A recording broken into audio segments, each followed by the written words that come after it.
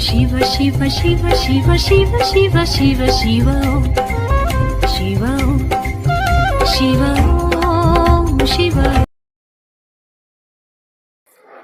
குரு பிரம்மா குரு விஷ்ணு குருதேவா மகேஸ்வரா குரு ஜாதா பரபிரம்மம் தஸ்மை ஸ்ரீ குருவே நமக. அனைத்து ஜோதிட பெருமக்களுக்கும் முதற்கனே வணக்கத்தை உரைத்தேன். ஐயா, பையன் என்ன படிச்சிருக்காரு சொன்னாருங்க? இன்ஜினியரிங்களா? சரி, ரைட்டு. ஏன்னா இன்ஜினியர் படிச்சிருக்கவங்களுக்கு வேலை கிடைக்கிறது கஷ்டம். அரசு வேலை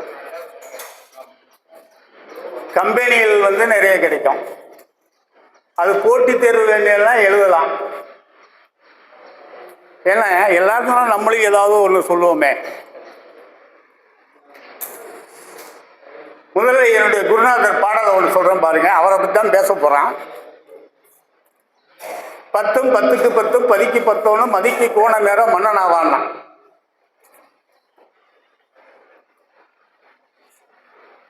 பத்தாம் இடம் எடுத்துக்க. சூரியன். 10க்கு 10 யாருங்க? சுக்கிரன். ஆச்சுக்கா. 10க்கு 10 யாருங்க? பதி லக்னாதிபதி சுக்கிரனா. அப்ப அவர் சொன்ன பாடல் பாருங்க. 10 10க்கு 10 10க்கு 10 மதிக்கு கோண நேரம் மன்னனாவான். ஆகவே பையன் வருகாலத்தில் சீரும் சிறப்புமாக காசு பணம் பெற்று வாழ்வார். ஒரு கருத்து. ரெண்டாவது, திருமணத்தை பத்தி ஐயா நிறைய பேர் நிறைய கருத்திய சொன்னாங்க. செங்கதிர் பளிங்கை கூடி திடமுடனே ஏறி நிற்க இங்கு உதித்த மாந்தருக்கு வாய்க்கும் பெண்டீரானவர்கள் அங்ககீனமாக அமையும் என்று அந்நாளையே பங்கைய தேவன் விதி அமைத்திட்டானே. மங்களேஸ்வரம் பாட்டு. நீ போய் பொண்ணு பார்க்குற பையனுக்கு திருமணத்தில் ஆர்வம் இல்லை. அவங்க அப்பா தான் திருமணம் பண்ணி இவரு ஒத்த காலில் நிற்பாரு. சரியா தவறுக்கலாம்? எப்படிங்க? காரணம், 3ஆம் இடத்துக்குரியவன் 6ஆம் இடத்துல போய் நீசம் பெற்றுட்டாரு. அப்ப திருமணம் என்பது பையன் ஆர்வம் வேணும் ஜாஸ்தி. அப்பாவுக்கு ஆர்வம் இருக்கலாம். அப்பாவுக்கு ஆர்வம் இருந்து ஒன்றும் பிரயோசனம் இல்லை. அதனால பையனுக்கு திருமணம் ஆர்வம் கொஞ்சம் குறைச்சல். திருமணம் செய்வதற்கு என் கருத்துப்படி, நான் யாரையும் கம்பல் பண்ண மாட்டேன், 31 வயசுக்கு மேல திருமணம் பண்ணா சீரும் சிறப்புமாக இருக்கும். அது என்ன 39ங்கிறத நீங்களே புரிஞ்சுக்கலாம்.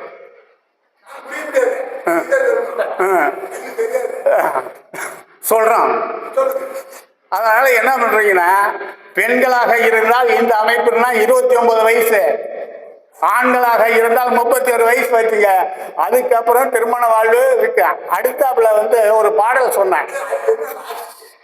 சொல்ற கேளுங்கயா, லாஜிக்கெல்லாம் கரெக்டா சொல்றோம். செங்கதிர் பளிங்கை கூடி திடமுடனே ஏழில் நிற்க. செங்கதிர் யாருங்க? சூரியன். பளிங்குனா யாருங்க? சுக்கிரன். செங்கதிர் பளிங்கை கூடி திடமுடனே ஏழில் நிற்க. 7ல நில்லையே, இல்லையே 11 இருக்க. அப்ப சுக்கிரன் சூரியனோட சேர்ந்து இருக்கிறாங்க. எத்தனாவது ஆதிபத்தியம் பெற்றிருக்காரு? 7 கூடியவர் இல்லையா? அதான் செங்கதிர் பளிங்கை கூடி திடமுடனே ஏழில் நிற்க இங்கு உதித்த மாந்தருக்கு வாய்க்கும் பெண்டீரானவள் அங்ககீனமாக அமையும் என்று அந்நாளிலே பங்கைய தேவன் விதி அமைத்திட்டானே. நீங்க பொண்ணு பார்க்க போற இடத்துல பொண்ணு நயன்தாராக இருக்க வேண்டும், இல்ல திரிசா மாதிரியே பொண்ணு இருக்குன்னு பாத்தீங்கன்னா அது நடக்காது. உங்க பையனை பொண்ணு எந்த பொண்ணு கல்யாணம் பண்ணிக்கிறதோ அதை பொண்ணு கல்யாணம் பண்ணுங்க. அருமையா இருக்கும் வாழ்க்கை. சரிதானுங்களா? இதோட 2 வாரத்தோட முடிச்சுட்டேன். அடுத்தாப்புல நான் எந்த ஜாதகத்தை எடுத்தோன்னா பையன் காசு சம்பாதிப்பானா பணம் சம்பாதிப்பானா? காசு பணம் சம்பாதிக்கிறது 2 11 2 கூடிய சூரியன். அது 2 கூடிய குரு எங்க இருக்காரு? 4ஆம் இடத்துல இருக்காரு. கேந்திரம் ஏறி இருக்காரு. யாரு கூட சேர்ந்து இருக்காரு? கேது கூட சேர்ந்து இருக்காரு. போங்க, பையன் கோடீஸ்வரன் 33 வயசுக்கு மேல. அதுக்கப்புறம் தான் அவன் காசு நிறைய சம்பாதிப்பான். 1 11 கூடிய யாரு? புதனுங்க. அங்க போய் ஒரு கோல் நீசம் பெற்று இருந்தாலும் அவர் பரிவர்த்தனையாக அடைந்திருக்கிற காரணத்தினால் நிச்சயமாக பரிவர்த்தனை யோகமா அவன் மனம் சம்பாதிப்பான். ஐயா, நீங்க என்ன வேலையில இருந்தீங்க? நீங்க லேபரு, அந்த முதலாளி. சார் ரைட்டுங்க. நிறைய பையன் நல்லா காசு சம்பாதிப்போம் உங்களோட. இதோட முடிச்சுட்டோம். அடுத்ததாக என்னுடைய குருநாதர், முதல் குருநாதர் வந்து சிங்களாந்தபுரம் அருணாச்சலையா. அவர் எனக்கு வந்து ஒரு 400 பாடல் கொடுத்தாரு. எல்லா நூல்களில் இருந்தார். அந்த 400 பாடலையும் படித்து, அதுக்கு மேலே 800 பாடல் தனியாக படித்து, அதெல்லாம் நான் போகிற சங்கங்கள்லாம் உலாவி விட்டுக்கிட்டு வந்துக்கிட்டு இருக்கேன். இரண்டாவதாக முத்துரார். இந்த முத்துராரை வந்து நானும் அவரும் பேசியிருக்கோம். மேடையில் வந்து அவர் பேசுவதை கேட்டிருக்கேன். அருமையாக உறுத்து பார்த்துருக்கேன். யாரு கூட பேசாமல் நான் கேட்டேன். அவர் ஒரு நூல் எழுதினார். அதுல 100க்கும் மேற்பட்ட பாடல்களை மேற்கோளாக காட்டியிருந்தார்.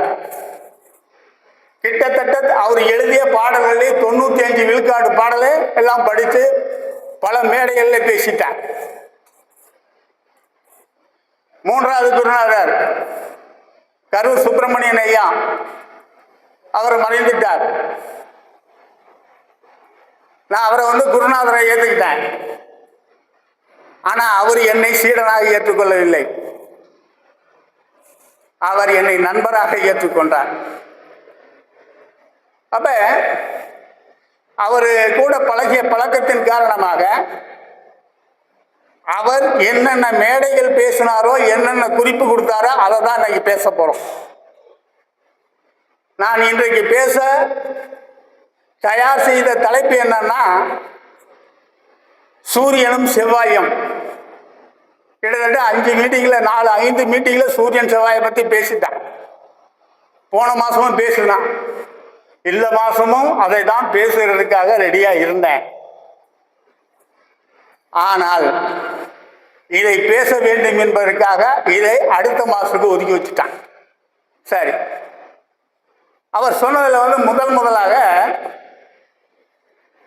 அந்த 10 10க்கு 10 10க்கு 10 மதிக்கு கோணம் ஏற மன்னன் ஆவான் விளக்கம் கொடுத்துட்டோம். இந்த அவர் சொன்ன ஜாதகத்துல அப்படியே இருக்கு. அந்த விதி அருமையான விதி.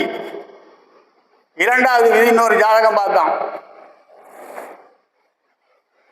மீன லக்னம், லக்னத்துல சந்திரன், 4ஆம் இடத்துல குரு, 5ஆம் இடத்துல புதன். இப்ப மீன லக்னத்திற்கு 10 கூடியவர் யாருங்க? குரு 4ஆம் இடத்துல இருக்காரு. அப்புறம் 10க்கு 10 யாருங்க? தனுசுக்கு 10 எது? புதன். அவரு வந்து 5ஆம் இடத்துல இருக்காரு. பதினா யாருங்க? லக்னாதிபதி. லக்னாதிபதிக்கு 10 கூடியவர் யாருங்க? அவரும் குரு. அதான் சொல்றாரு, இவர்கள் கோடீஸ்வரராக வாழ்ந்து கொண்டிருக்கிறார்கள். அதான் பாரு, அவர் சொன்ன விதியில் அருமையான விதி. அவருடைய விதி 10ம் 10க்கு 10ம் 10க்கு 10 மதிக்கு கோணம் ஏற, கேந்திரம் அல்லது கோணம் ஏறணும். ஏறுனா அந்த யோகத்தை கொடுக்கும். சரி, முடிச்சிட்டோம். அடுத்ததாக அவர் என்ன எடுத்துக்குவார்னா, லக்கணம் நம்ம சரலக்கணம், சிறலக்கணம், உபயலக்கணம். எளிமையா சரலக்கணத்திற்கு 11 பாதகம், சிறலக்கணக்கு 9 பாதகம், உபயத்திற்கு 7. நான் பல மேடைகளில் பேசியிருக்கேன். இந்த பாதகாதிபதியெல்லாம் ஏதோ ஓரளவுக்கு தான் வேலை செய்ய, முழுசா வந்து கெடுத்துடாதுன்னு நான் பேசுவோம். ஆனால் அவருடைய கொள்கைப்படி வந்து பாதகாதிபதி தன் வேலையை செய்யும். பாதகஸ்தானத்தில் இருக்கின்ற கிரகம் தன் வேலையை செய்யாமல் விடாது. மேச லக்னத்திற்கு 11ஆம் இடமான கும்பம் பாதகஸ்தானம். அப்ப கும்பத்துல குரு இருக்கிறதாக வைத்துக் கொள்வோம். மேச லக்னக்காரர்களுக்கு குருவினுடைய திசையோ புத்தியோ வந்தால் அவனுக்கு பண கஷ்டம் வரும். பணம் கொடுத்தால் திரும்பி வராது. ஜாமீன் கையெழுத்து போட்டா நீ தான் கட்டணும். இது முதல் கருத்து. இது தெளிவா இருக்கும். தெரியலன்னா கேளுங்க. பாருங்க, பண பிரச்சனை இருக்கும், பணம் கொடுத்தால் திரும்பி வராது, ஜாமீன் கையெழுத்து போட்டா நீ தான் கட்டணும்.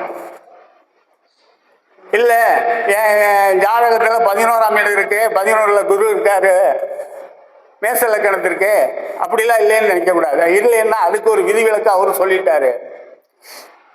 மேச லக்கணத்தில் இருக்கின்ற குருவானவர் தன்னுடைய சுயசாரம் பெற்றால் அது பாதிப்பை தராது.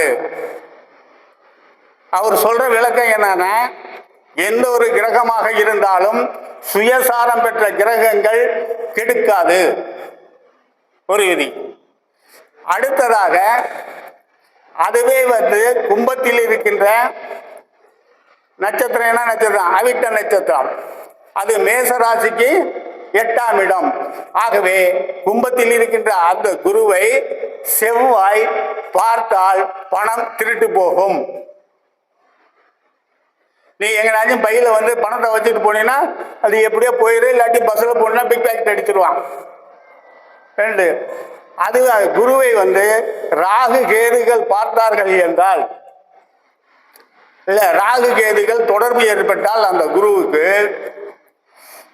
நீ என்ன பண்ணினா, சீட்டு போடுறேன்னு வச்சுக்க, சீட்டு பணம் அல்லது இப்பொழுது ஆண்டம் ரம்மி ஏதோ வருது இல்ல, இவைகள்லாம் எது பண்ணாலும் உனக்கு நஷ்டம். இதுல ஏதாவது உங்களுக்கு சந்தேகமா வராது. ஆகவே ஏன் என்றால் பாதகஸ்தானத்திலே குரு இருக்கிற காரணத்தினால் அந்த தனத்தில் ஏதாவது உங்களுக்கு கெடுதலை செய்வார். இதுதான். இரண்டாவது, சரிங்க, அப்ப ஸ்திர லக்கணங்களுக்கு 9ஆம் இடம் பாதகமா தான். 9ஆம் இடம் நல்ல இடம் தானே. அப்ப பாதகஸ்தானத்துல குரு இருந்தா என்ன செய்வார்? நமது முன்னோர்கள் ஒரு பழமொழியை சொல்லியிருக்காங்க, ஓடி போனவனுக்கு 9ல் குரு.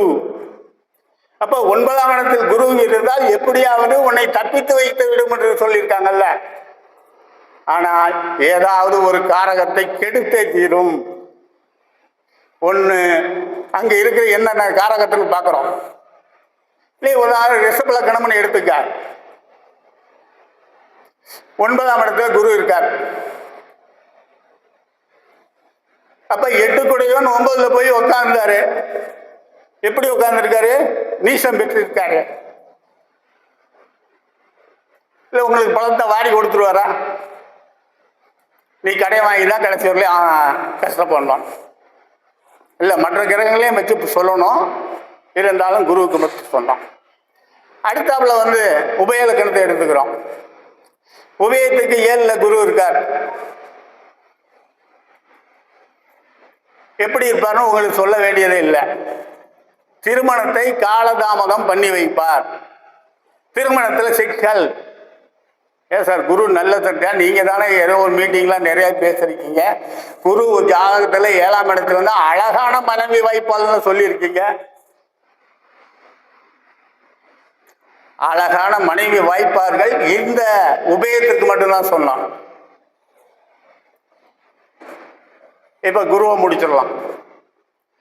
அடுத்த சுக்கிரன் எடுத்துக்கிறோம். இந்த சுக்கிரன் பாதகஸ்தானத்தில் இருந்து அதனுடைய திசையோ புத்தி வந்தால் என்ன செய்யும்?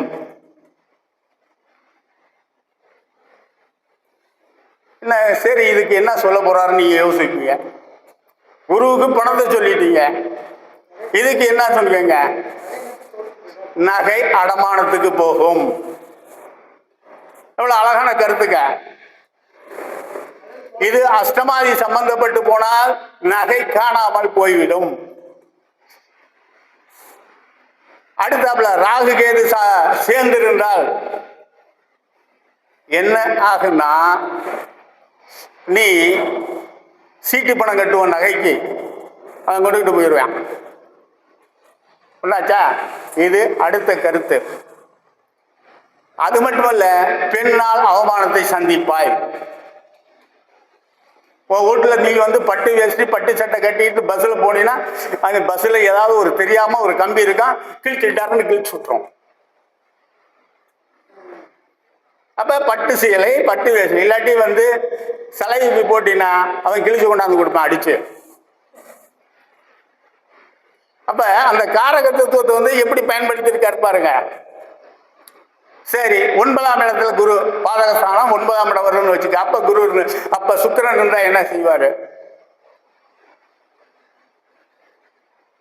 மூத்த பெண்களால் உனக்கு அவமானம். என்ன எப்படி சொல்றீங்க? மூத்த பெண் ஒன்று சிநேகிதம் ஏற்படும். அந்த மூத்த பெண்களால் உனக்கு அவமானம் ஏற்படும். அடுத்தாப்புல 7ஆம் இடத்துல சுக்கிரன் உபயத்திற்கு ஒரு ஜாதகம் வந்துச்சு. ஏன்னா அப்பக்கப்ப ஏதோ 1-2 சொன்னதுதான் வந்து ஓரளவுக்கு வந்து ஓஹோ இவரும் ஜோசியம் பார்ப்பார் போலன்னு நினைச்சுக்கலாம். இல்லை, இவர் வாயில தான் பேசிக்கிட்டு இருக்காருன்னு தெரியும் நிறைய பேர்த்துக்கு. கன்னி லக்னம் 4ஆம் இடத்துல வந்து சந்திரன் கேது, 7ஆம் இடத்துல வந்து சுக்கிரன், 8ஆம் இடத்துல சூரியன் புதன், 9ஆம் இடத்துல வந்து குருவும் சனியும், 10ஆம் இடத்துல ராகு. இதுல ஒரு காலசர்ப்ப தோஷம் இருக்கு. அந்த காலசர்ப்ப தோஷம் இருக்கும் போது இன்னொரு நாளைக்கு அதை பத்தி சொல்றோம் நிறையா. இப்ப அதை படிச்சோன்னா அதுலயே போயிடும். எனக்கு வந்து உபயத்துல சுக்கிரன் இருந்தாவே அவன் கொஞ்சம் ஜொல் பாத்தியா இருப்பான், எதாத்தாலும் சரி இருக்க. இப்ப கன்னி லக்கணத்துக்கு 7ல சுக்கிரன் உச்சம் பெற்றிருக்கார். பையன் டாக்டர் பொண்ணா பார்த்தாங்க, நிச்சயதார்த்தம் முடிஞ்சிருச்சு. நிச்சயதார்த்தம் முடிஞ்சோன்னா மறுநாள் வந்தான் ஒரு குரூப்பு. உன் பையன் வந்து எங்க பொண்ணு கூட சுத்தி இங்க பாரியா இவ்வளவு படமெல்லாம் எடுத்து நிறைய வச்சிருக்கான், அதெல்லாம் காட்டினான். அப்ப என்ன ஆச்சுங்க? திருமணம் நின்று விட்டது. அப்ப அந்த 7ஆம் இடத்தில் இருக்கின்ற அந்த சுக்கிரன் பெண்களால் அவமானத்தை கொடுத்துருவார். அந்த இது வேற பரிவர்த்தனை வேற, குருவும் சுக்கிரனும். அப்ப 7ல இருக்க சுக்கிரன் நல்லதானே செய்யணும். அடுத்தது நாங்க பாரம்பரியத்தில் எடுக்கணும்னா 7 கூடிய சுக்கிரன் 6 கூடிய சனியோடு சேர்ந்துட்டான். 7 கூடிய 6 கூட சேர்ந்த என்ன எதிரி. எங்க குருநாதர் சுப்பிரமணியன் ஒரு அழகா சொல்லுவாரு, 7 கூடையவனும் 6 கூடையவனும் சேர்ந்து 7ல் இருந்தால் ஒரு ஆண் ஜாதகத்தில் இருந்தா இவன் மனைவி அடிப்பான். 7 கூடையவன் 6 கூடையவன் சேர்ந்து 7ல இருந்தான்னு வச்சுக்க, ஒரு பெண் ஜாதகத்தை இருந்தா இது அங்க சாத்தம் ஆப்போசிட். அவ்வளவுதான் ஜோசியம். சரி, அடுத்தது சனி எடுத்துக்குவோம். சரி, பாதகஸ்தானம் ஏற்பட்டால் என்ன? 11 தானே இருக்கு. 6, 3, 12 அந்தகன் இருப்பான். கூறும் பேரு உண்டாம், குறைவில்லா செல்வம் உண்டாம், ஏறும் பல்லத்து உண்டாம், இடம்பொருள் ஏவல் உண்டாம், காரும் அஷ்டலட்சுமி கடாச்சால மேன்மேல உண்டாகும். கலகார பாட்டு. இங்க பாதகஸ்தானத்தில் உட்கார்ந்து இருக்காரு. அதுவும் யோகமும் கொடுக்கும். உன் வீட்டில் வந்து மோட்டார் வச்சிருந்தீங்கன்னா மோட்டார் ரிப்பேர் ஆகும், மிக்சி ரிப்பேர் ஆகும், கிரைண்டர் ரிப் ஆகும், போட்டிருக்க இரும்பு திருட்டு போகும், வேலைக்காரன் சொன்ன பேச்சு கேட்க மாட்டான் போயிடுவான். அப்படியே அந்த காரக தத்துவம். 9ல சனி பாதகஸ்தானம். தந்தையாருக்கு மகனுக்கு ஆகுமா? அதுவும் வந்து சூரியனும் 9ல இருந்துச்சுன்னு வச்சுக்க, பையன் கெட்டிக்காரன் இருப்பான், ஆனால் தந்தை இருக்காரா என்ன கொஞ்சம் கஷ்டம், யோசனை பண்ணணும். எடுத்தோன்னா 9ல சூரியன் சனி இருந்துச்சுன்னா அப்படியே கொஞ்சம் யோசனை பண்ணுங்க. ஆமா ஆமாங்க.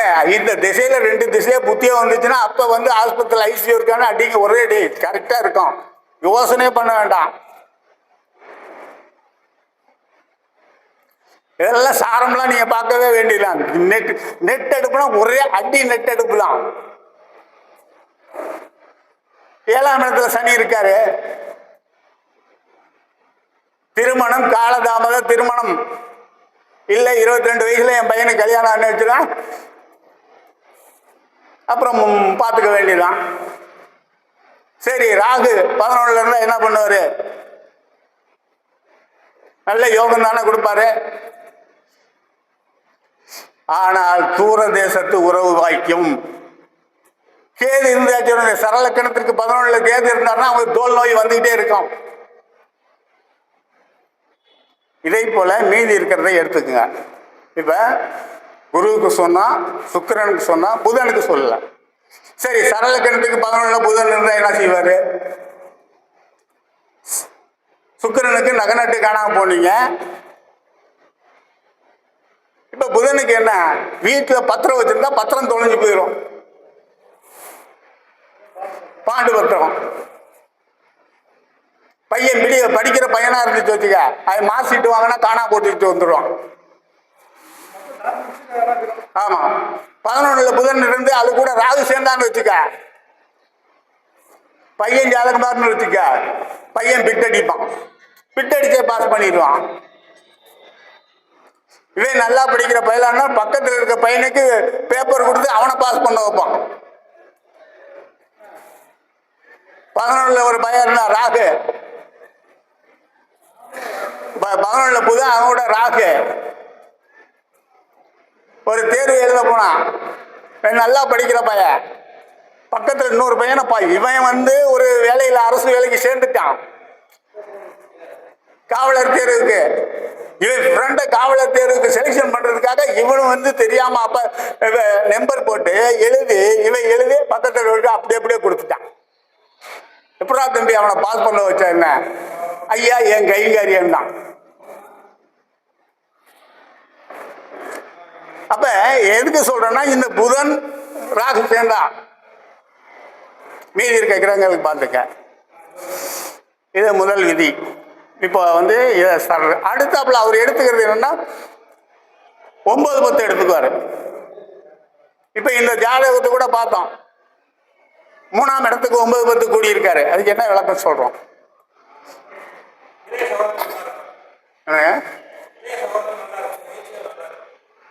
அப்படி இல்லை, ஒரு தான் நீச அடைஞ்சிட்டாரு ஒரு கிரகம். இளைய சகோதரர் இருக்கான்னு கேளுங்க.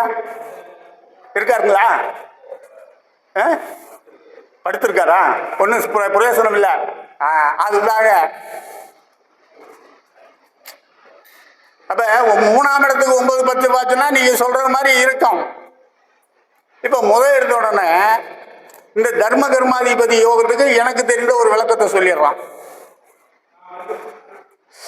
9 குடையவன் 9ல இருந்தும் 10 குடையவர் 10ல இருந்தாலும் அது தர்ம கர்மாதிபதி யோகம். ஒரு 5 நிமிஷம் முடிச்சுறாங்க. 9 குடையவர் 9ல இருந்து 10 குடையவன் 10ல இருந்தாலும் அது தர்ம கர்மாதிபதி யோகம். 9 குடையவனும் 10 குடையவனும் பரிவர்த்தனை அடைந்தாலும் தர்ம கர்மாதிபதி யோகம். 9 குடையவரும் 10 குடையவன் சேர்ந்து இருந்தாலும் தர்ம கர்மாதிபதி யோகம். நட்சத்திர பரிவர்த்தனை ஏறி இருந்தாலும் தர்ம கர்மாதிபதி. இதுதான் தர்ம கர்மாதிபதியினுடைய இலக்கணம். இப்ப உதாரணத்துக்கு ஒரு லக்கணம் எடுத்துக்கிறோம். தனுசு லக்கணம்னு எடுத்துக்கிறோம். தனுசு லக்கணத்துக்கு தர்ம கர்மாதிபதி யாருங்க? சூரியன், புதன். அப்ப 9, 10 கூடியவர். இது சிறப்பாக வேலை செய்ய வேண்டும் என்றால் என்ன வேணுங்க? அஷ்டமாதிபதி சம்பந்தப்படக்கூடாது. அப்படி சம்பந்தப்பட்டால் இந்த தர்ம கர்மாதிபதி யோகமானது பாதிப்பு ஏற்படும். சரிங்களா? இதுதாங்க தர்மபதியானுடைய யோகம். அடுத்தப்பல இந்த தர்ம கர்மாதிபதி யோகத்தை வந்து பாவம் டு பாவம் பார்க்க வேணும். இப்ப அதுல ஒரு அருமையான ஒரு கருத்து சொல்றேன் கேளுங்க. இப்ப தர்மபுரி அதாவது வந்து தனுசு லக்கணத்துக்கு தர்மகர்மாதிபதி 9-10 கூடிய சூரியனும் புதனும் கூடி இருக்காங்க. இந்த புதன் யாருன்னா 3ஆம் வீட்டுக்கு 8 கூடியவர், 12ஆம் வீட்டுக்கு 8 கூடியவர் அவருதான். அப்ப இவரு தர்ம கர்மாதிபதி வேலை செய்யா வேலை அருமையான வேலை கிடைக்கும், அந்த ஊரிலே மதிப்புமிக்க வாழ்க்கை உண்டாகும். அப்ப 5 ஏக்கர் வாங்கியிருந்தா இவர் 10 ஏக்கர் வாங்குவாரு. ஆனால் கைகளிலும் கால்களிலும் இவருக்கு அடிபடும். ஏன்னா 3ஆம் வீட்டுக்கு 8 கூடிய புதன், 12ஆம் வீட்டுக்கு 8 கூடிய புதன், அதனால கையும் காலும் அடிபடும். இப்ப பாவம் டு பாவம் பார்த்துக்கிட்டோம். அடுத்தாப்புல 2ஆம் வீட்டுக்கு 8 கூடியவர் இல்ல, 2ஆம் வீட்டுக்கு 9-10 கூடியவர் பார்க்கணும்.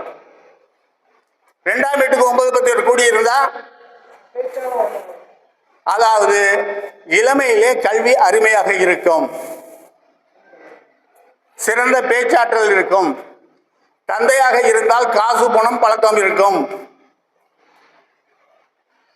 3ஆம் வீட்டுக்கு தர்ம கர்மாதிபதி யோகம் ஏற்பட்டுச்சுன்னா விளையாட்டுத் துறையிலே சிறந்து விளங்குவார்கள், விளையாட்டுத் துறையிலே பரிசு வாங்குவார்கள்.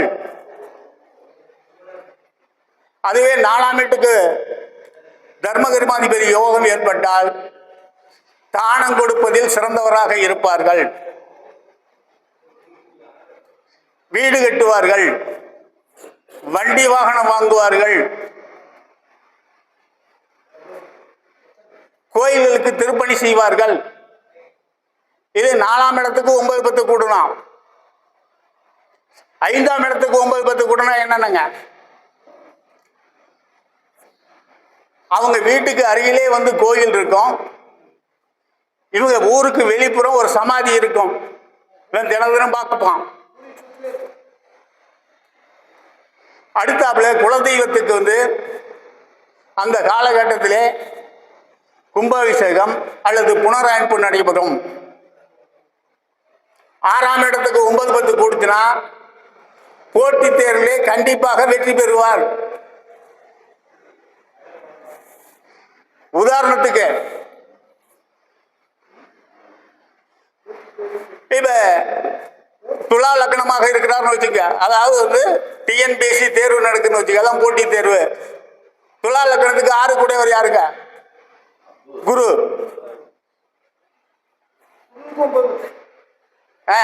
அதாவது வந்து 6ஆம் இடத்துக்கு 9-10 யாருங்க, செவ்வாயும் குரு. இவங்க 2 பேரும் சேர்ந்து இருந்தாலும் சரிங்க, இல்லது நேருக்கு நேர் பார்த்து இருந்தாலும் சரிங்க, இவர் போட்டி தேர்விலே அரசு வேலை அவருக்கு உறுதியா உண்டுன்னு ஒரேடியா சொல்லிருங்க. கண்டிப்பா வந்து உன் பையன் அரசு வேலைக்கு போவான். ஏதாவது ஒரு திசா பத்தி தொடணும். 7ஆம் வீட்டுக்கு 9-10 திருமணம் எல்லாத்துக்கும் காசு செலவு நல்லபடியா. ஆனால் பாருங்க, தேர்தலில் வெற்றி பெறுவார், தேர்தலில் வெற்றி பெறுவார். பொது 7ஆம் வீட்டுக்கு 9-10 கூடினால் தேர்தலில் வெற்றி பெறுவார். அப்புறம் 8ஆம் வீட்டுக்கு 9-10 கூடினா என்ன ஐயா, நிறைய கேள்வி கேட்ப உங்களுக்கு. 8ஆம் வீடு பணம் வருவது என்று யார் சொன்னார்கள்? இப்ப நிறைய பேர் என்ன பண்றாங்கன்னா, நான் எனக்கு நேரம் இல்லை, இல்லாட்டி அதையே ஓட்டிட்டு 1 மணி நேரம். பெரும்பாலும் இன்னைக்கு நான் நிறைய யூடியூப் பார்க்கும்போது 8ஆம் இடம் என்ன விபத்து, என்னங்க விபத்தே சொல்லிக்கிட்டு இருக்கிறீங்க, மலையிலிருந்து கீழே விழுவுறான், ஆஸ்பத்திரி போய் படுக்கிறோம், இப்படி எல்லாம் நம்ம 8ஆம் இடத்துக்கு நீங்க எல்லாம் சொல்லக்கூடாது. ஒரு அம்மா கட்டளை இட்டுச்சு, என்னைய சொல்ல, திடீர்னு பணம் வருவது 8ஆம் இடம். இன்சூரன்ஸ், புதையல். நான் கூட 8ஆம் இடத்துக்கு வந்து தினசரி புத்தியம் இருக்கு, நான் எங்க வீட்டுக்கு பின்னாடி போய் தொலை நோண்டி பாக்குறேன், ஒன்னையும் காணாம். பழைய புக்கில் என் வீட்டுல நோண்டி பாக்குறான், புதையல் 8ஆம் இடம் திசா புத்தியம் புதையல் கிடைக்கும் சொல்லியிருக்காங்கல்ல ஒருத்தர். 8ஆம் இடத்திற்கு 9-10 கூடுனா இறந்த பிறகு புகழ் பெறுவார். இதுக்கு அவர் வந்து ஒரு அருமையான ஒரு ஜாதகத்தை கொடுத்தாரு. ஒரு 4 வருஷத்துக்கு முன்னாடி மணப்பாறையில ஒரு குழந்தை வந்து ஒரு இதுக்குள்ள விழுந்துருச்சு, குழிக்குள்ள. அப்போ பாத்தீங்கன்னா தமிழ்நாட்டில் இருக்க அத்தனை ஊடகங்களும் எங்கடா இருந்தா மணப்பாறையில தான் இருந்தான். ஆனா வேலையே இல்லையான்னு தெரியல. இவரு எங்க தலைவருக்கு வந்து அந்த ஜாதகம் எப்படியோ கிடைச்சிருச்சு. 8ஆம் இடத்துக்கு 9 10 கூடிய காரணத்தினால் என்னதுங்க, இறந்த பிறகு அந்த எவ்வளவு புகழ் பாருங்க அவங்களுக்கு. சரி, அடுத்தாப்புல 9 10 கூடியிருந்தாலும் சரிங்க, 10 10 கூடியிருந்தாங்க, உயர்ந்த பதவி கிடைக்குங்க. 10க்கு 10 10 கூடியிருந்தா ஒண்ணு வேலை கிடைக்கும், வேலையில பதவி உயர்வு கிடைக்கும். அதே போல 11க்கு 10 சிறப்பு, 12க்கு 10 சிறப்பு. நான் வேலை இது இன்னும் நிறைய பேசுவேன், பார்த்துக்கிட்டே இருக்கேன், முடிச்சு போடுறேன். இது 2வது. 3வது வந்து எந்த ஒரு ஜாதகமா இருந்தாலும் பாவம் டு பாவம் பார்க்கணும். ஐயா நான் எடுத்துக்கிறேன், நான் அரசியல்வாதி ஜாதகத்தை தொடுவதில்லை என்று முயற்சி பண்ணேன். ஏன்னா அதுக்கு வந்து ஒரு ஜாதகர் சொன்னாரு வந்து, அவர் வந்து கடகலக்கணம், இன்னொரு சென்னையிலே இருக்காரு, நான் விஜயோடைய அம்மாவுக்கு வந்து நான் தான் வந்து மருத்துவம் பார்த்த மருத்துவச்சி எனக்கு பழக்கம், அந்த அம்மாவே எனக்கு குறிச்சு கொடுத்துட்டாங்க. அவரு ஒரு பேருக்கு போது 8 ஐயா நான் சொல்றேன், மருத்துவம் பார்த்த மருத்துவச்சியே குறிச்சு கொடுத்த நேரம் என்கிட்ட இருக்குது. அவரு சொன்னதான் சொல்றேன். அதை கொடுத்ததால 8:30 மணி காலையில அதுபடி பார்த்தா சிம்ம லக்கணம் அப்படின்னு அவரு உறுதிட்டு சொல்றாரு. இன்னொருத்தர் வந்து கன்னி லக்கணம் இருக்காங்க. அப்படி இருக்கும்போது எதை வச்சு நம்ம பேச முடியும்? மெட்ராஸ்ல இருக்கிறவரே அப்படி சொல்றாரு. இல்லைங்க, அப்ப நர்ஸ் வைத்தியம் பார்த்த நர்ஸ் சொன்னா நீங்க நம்ப மாட்டீங்களா? அவங்க அம்மா சொல்லலாம் சார், வைத்தியம் பார்த்த நர்ஸ் சொன்னா நீங்க நம்ப மாட்டீங்களா? சரி இருக்கட்டும், அது எப்படியோ இருக்கட்டுங்க.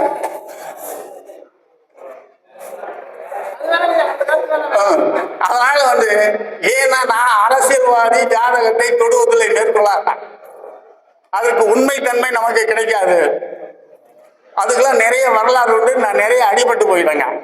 சரி ரைட்டு. இப்ப பாவம் டு பார்க்கணும். அந்த ஒரு கருத்தை மட்டும் சொல்லி விடைபெறுகிறேன். அதாவது கடகலக்கணம் எடுக்கிறோம். 8ஆம் இடத்துல சனி ஆட்சி பெற்று திசையா புத்தியம் நடக்குது.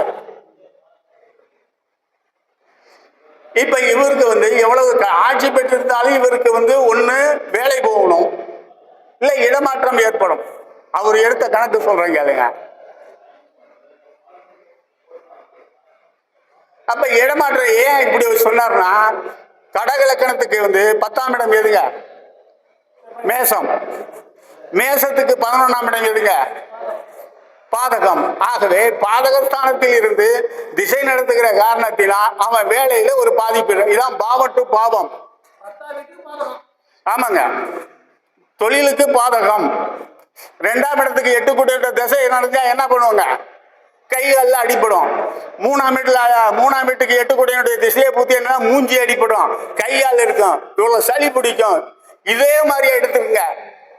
எல்லாம் அவருடைய குருநாதர் இவருடைய சுப்பிரமணியனுடைய கருத்து தான்.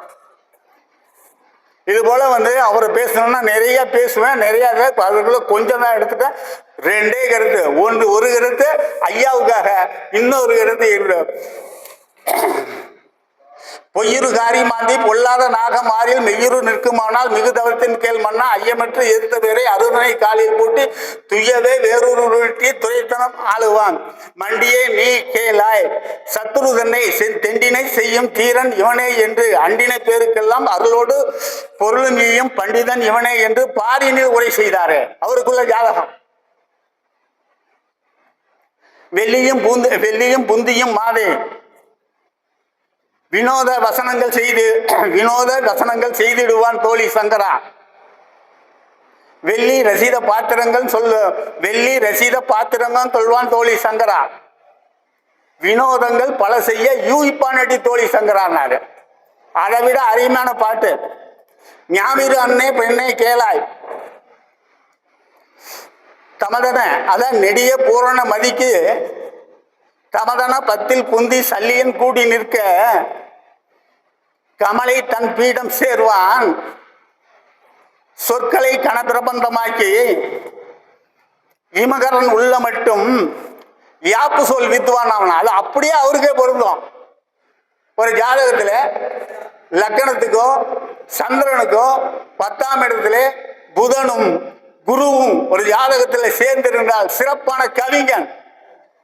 அதனால்தான் சொன்னாரு, உயிரோனும் மாலும் ஒன்றாய் கூடி வைரமாய் பத்தில் நிற்க தைரியமாய் வித்துவான் அவன் சாஸ்திர நிபுண கவலையில் புத்தி நிபுணன் என்றே கூறினார். அவர் எடுத்துக்கிட்டு பாட்டு பாடினா அழகா பாடுவாரு. அவ்வளவு அருமையானவர். அந்த மாதிரியே இன்னும் அதுக்கு அவருக்கு உள்ள பாடலே நிறைய இருக்கு. கடைசியா ஒரே பாட்டு சொல்றேன் கேளுங்க. லக்னத்திற்கு 2 குடையவனும் ராசிக்கு 2 குடைய, சாரம்லாம் பார்க்காத. லக்னத்திற்கு 2 குடையவனும் ராசிக்கு 2 குடையவனும் இருவரும் கூடி ஓர் ராசியில் நின்றிட்டாலும் நேர் நின்று பார்த்து கொண்டாலும் மாறி நின்றாலும் பல கல்வி படிப்பான் பாரு, ஜோதிடத்தில் வல்லவனாய் திகழ்வான் பாரு. வேற யாருக்கு பொருந்துதா? ஐயா விஜயனுக்கு அந்த பாட்டு அப்படியே பொருந்தும். ஆனால் என்னது சாரம் இல்லை. அவரு ஜாதகத்தை எடுத்துக்க, லக்னத்துக்கு 2 குடையவனு பாருங்க, ராசிக்கு 2 குடையவனு பாருங்க, சேர்ந்துருக்காங்களா இல்லையான்னு பாருங்க. அப்புறம் 2-11 சேர்ந்து இருக்கு. அதனாலதான் காசு மேல காசு வந்து 2 மேல. இன்னைக்கே வந்து 3 ஜாதகம் பார்த்துட்டாரு, அப்பாயின்மெண்ட் கொடுத்துட்டாரு. 2-11 சேர்ந்து இருக்கா இல்லையான்னு கேளுங்க. என்னங்க யோகங்க 2-11 சேர்ந்திருக்கேன். 2-11 ஒரு ஜாதகத்துல சேர்ந்து இருந்தால் காசு மேல காசு வந்து காசு கொட்டுமே தங்கன்னாரு. அந்த இதெல்லாம் சாரமே கிடையாதுங்க. அடிச்சா நேரடி அடிப்புல அடிச்சே பலனை சொல்லலாம் என்று சொல்லிக்கொண்டு இது போல காலதாமதக்காரராக இது போல் என்னுடைய கருத்தை கூறி முடிக்கிறேன். விடைபெறுகிறேன். நன்றி, வணக்கம்.